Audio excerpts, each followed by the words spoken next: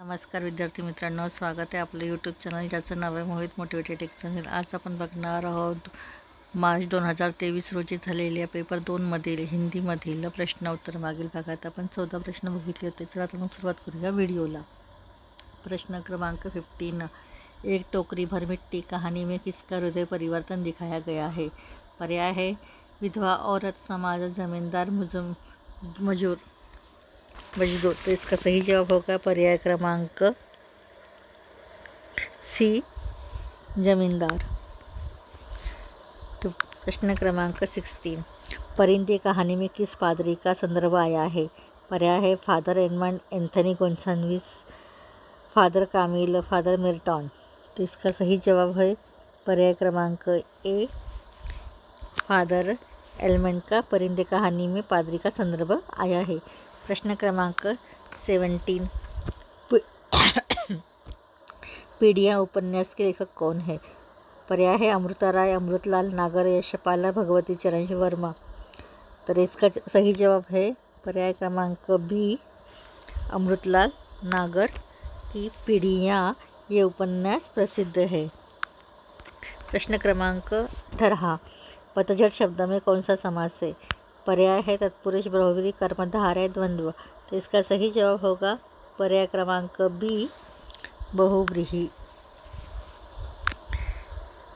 प्रश्न क्रमांक 19, निम्नलिखित में से कौन सा पात्र महिला आंचल में नहीं है?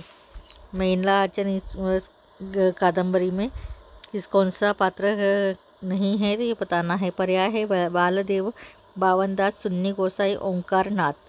तो इसका सही जवाब होगा पर्याय क्रमांक डी, ओंकार नाथ। यह पात्र महिला आंचल में नहीं है। प्रश्न क्रमांक 20, निम्नलिखित दोहा के रचयिता कौन है? दोहा है अभिधा उत्तम काव्य है, मध्य लक्षणाधीन, अध्यम व्यंजनारस कुटिल, उल्टी कहत नवीन। पर्याय है बिहारीलाल, केशवदास, भिकारीदास, देव। तो इसका सही उत्तर है पर्याय क्रमांक डी, देवकी। यह निम्नलिखित रचयिता है। प्रश्न क्रमांक 21, इनमें से किस आलोचक ने देवरानी जेठारानी की कहानी को हिंदी का पहला उपन्यास कहते हैं? पर्याय है रामचंद्र शुक्ल, मधुरेश, गोपाल राय, नामवर सिंह। तो इसका सही जवाब होगा पर्याय क्रमांक सी, गोपाल राय। इन्होंने देवरानी जेठानी की कहानी पर आलोचिक उपन्यास कहा है, हिंदी का पहला उपन्यास कहा गया है।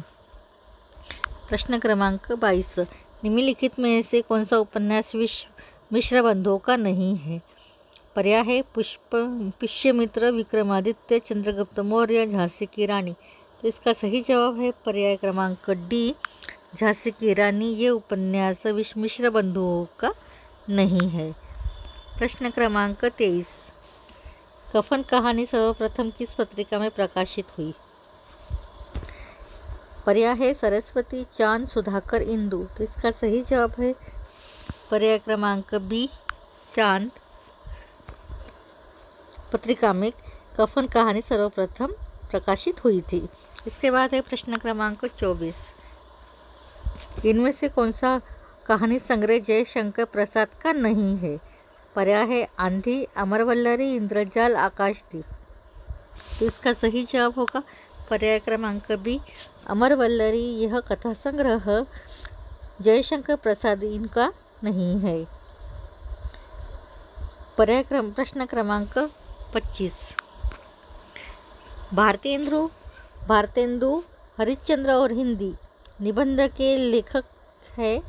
पर्याय है महावीर प्रसाद द्विवेदी, रामविलास शर्मा, आचार्य रामचंद्र शुक्ल, नंद दुलारे वाजपेयी। तो इसका सही जवाब होगा पर्याय क्रमांक सी, आचार्य रामचंद्र शुक्ल।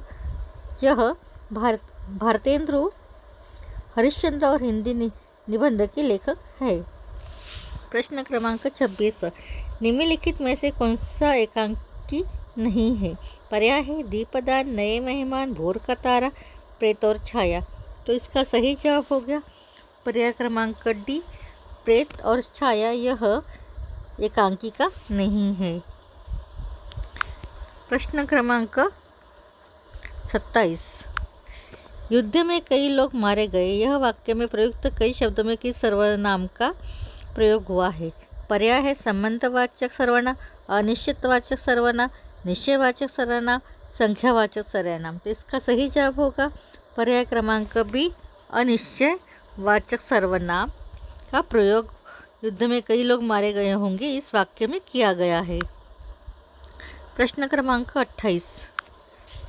हीरामन नौटंकी कंपनी के स्त्री को क्या समझता था? पर्याय है सामान्य नारी, पूज्य नारी, बाईजी, देवीजी।